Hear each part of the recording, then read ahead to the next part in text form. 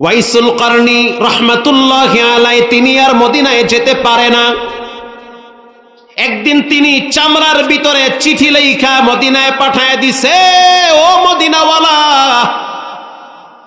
জানি না কখন আপনি বিদায় হন, কখন আমি বিদায় হই, একটা বারের জন্য আপনার নবুয়তের চেহারা দেখতে চাই।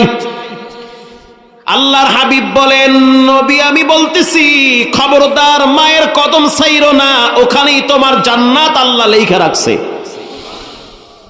আল্লাহর হাবিব পৃথিবীর থেকে বিদায় হওয়ার আগে হযরত ওমরকে ওসিয়ত করলো।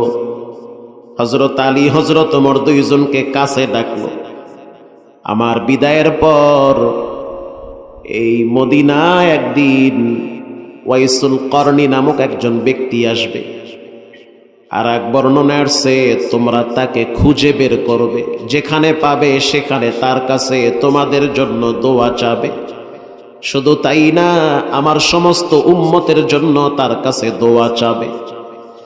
ওয়াইসুল করনি রাহমাতুল্লাহি আলাইহি তার মা কিছুদিন পর বিদায় হয়ে গেল। আল্লাহর হাবিব দুনিয়া থেকে বিদায় হয়ে গেছে। হযরত আবু বকরের শাসন আমল চলতেছে। যখনই ইয়ামেন থেকে কোনো ব্যবসায়ীরা মদিনায় যাইতো, হযরত ওমর তাদের কাছে গিয়া খবর নিত যে ওয়াইসুল পাগলা আইছে কিনা।